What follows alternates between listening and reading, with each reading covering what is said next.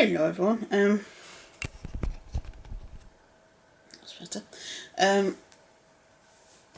Today is Dress Talking Tuesday. This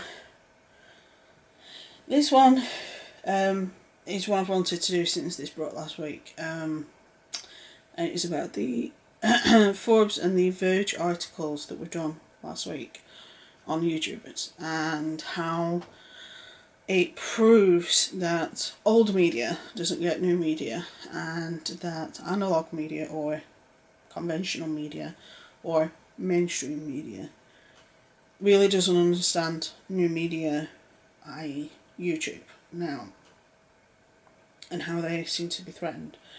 I do have some notes. For those that live under a rock or aren't aware, last week there were two articles written. One by, I'll pop the spelling of the name underneath because I'll probably butcher it, Lizzie Bluick from The Verge, and Ben Shapiro from Forbes. Both independently wrote articles about YouTube. Specifically people like Philip DeFranco, Andy Worski, and Hunter Avalon, and a handful of others. They completely misrepresented the type of channels, the type of work that they do, and they actually proved that you don't have to have the qualifications to be able to do the job. I'll explain what I mean in a minute. Part of it is they cater towards an older audience. A lot of people that are like my age and under generally digest a lot of their information online, and usually by means of YouTube, Facebook or Twitter, or conversation with the friends who also find that information through social media. Now, in my friend group there's 9 of us in total, and I know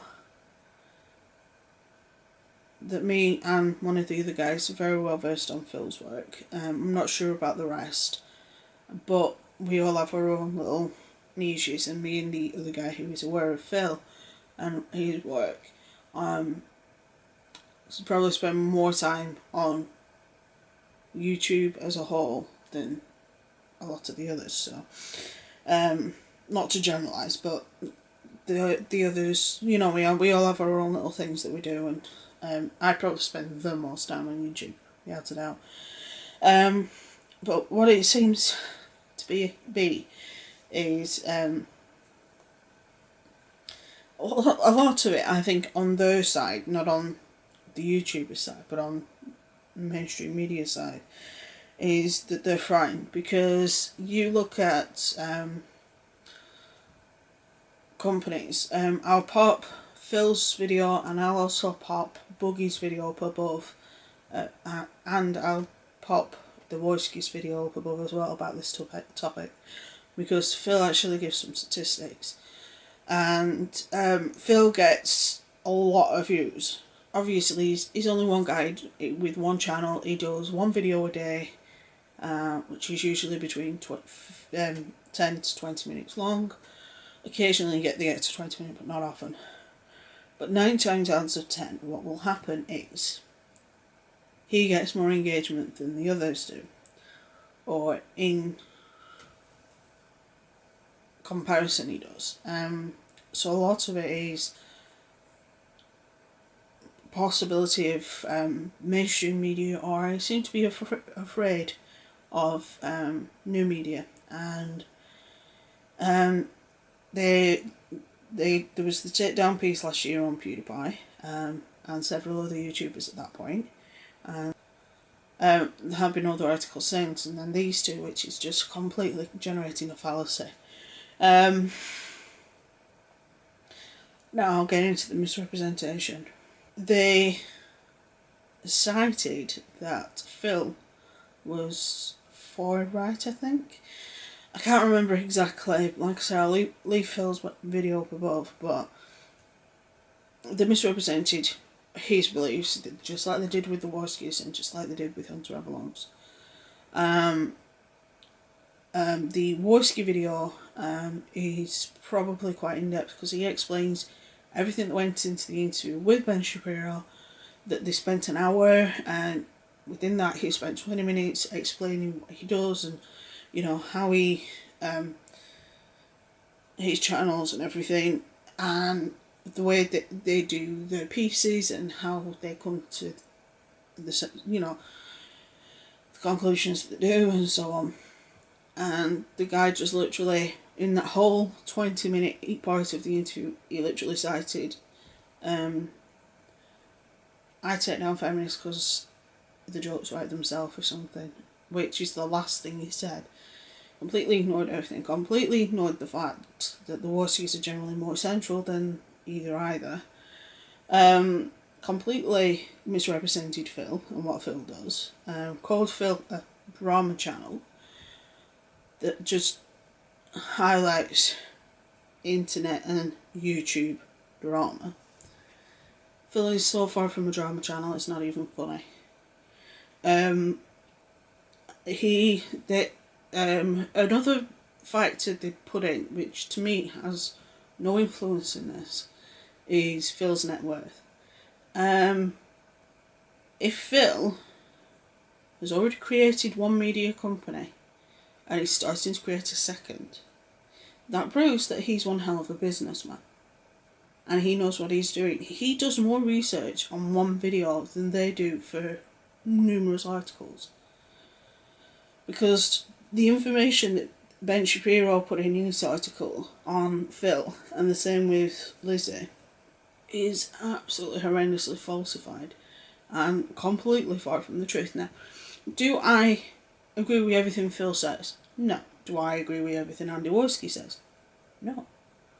Do I agree with everything that every single YouTuber I watch says? No. But just because I disagree with them on some points doesn't mean I'm going to stop watching them. Now, there are YouTubers I won't watch for one variety of reasons. I have done videos on quite a few of these people in the past, and there are valid reasons as to why I won't. Now, Phil, as of yet, has done nothing to make me not watch him. I don't agree with his opinion on a lot of things. I don't agree with his point of view on a lot of things. But it's his opinion and it's his point of view. He gives you that after he's giving you his information. Same with the Warskis. They try their best to give their viewpoint and the reason for that viewpoint. Now, do I agree with their stance on everything? No. Do I have to agree with everything? No. Do I agree with everything Blair says? No. Do I have to? No. There are some things that I do agree with Lacey Green on, but there are some things I don't. Now, people's political and social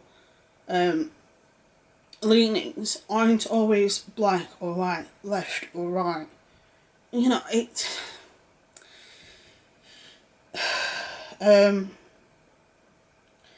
Phil did his video and then Andy did his. Then at the end, Andy said, tweet Phil this video, so then Phil knows that he's not the only one that's been screwed.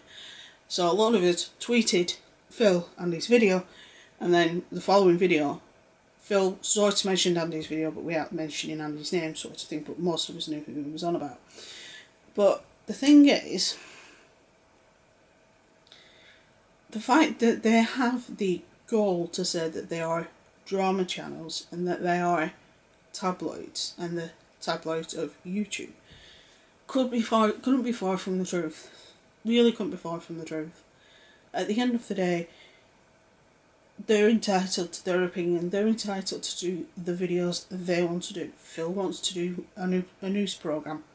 He's entitled to do that. Andy wants to do a social commentary. He's entitled to do that. That's the bonus of YouTube. The bonus of YouTube is you can do whatever channel you want to do. And your engagement rates and everything all depends on your personality and your persona and how you are in front of the camera. Now, my first couple of videos, I was very, very weird on camera, but now I'm used to the camera and I'm used to looking into this box and I'm used to editing myself, so it's not too bad. So, but figure out where to edit this in. But one point I forgot to mention when I recorded the video before, because I didn't check my notes properly, was sorry, that they also misrepresented the whole fan funding side, because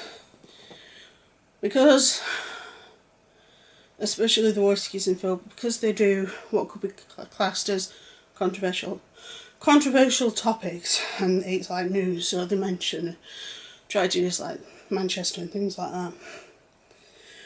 Their videos get demonetised, so they have a lot of what we call fan funding. And specifically the Ben Shapiro one said that the Worskies don't need to don't earn money off YouTube because their fans just give them money. No. Right, so I'll find a way to edit this into the other video. Right. Next video.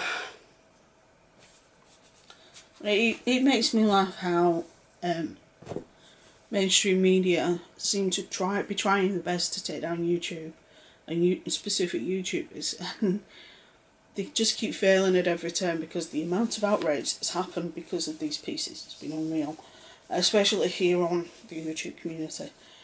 So, at the end of the day, Phil, like I say, Phil does more research for one show than these guys do in a week, clearly. So if you are a reader of articles, then I would take most of what they say with a pinch of salt, because 9 times out of 10 they are influenced by biases. Now, yes, Andy, the Worskies and Phil are also influenced by biases, but they admit that they're influenced by biases, and they try and give you the facts before giving you their bias. So, at the end of the day, I always do it this way, where I research. If Phil or the Worskies mentions something that I'm sort of interested in, or that piques my interest, I'll go and research that. So I'll go and research it, look into it, make my own mind up. That's the best way to do it, because I don't trust mainstream media either. So, right. Tomorrow's video is a Where Are They Wednesday, so I'll see you for that. Stay safe, have fun, be good, and I'll see you tomorrow.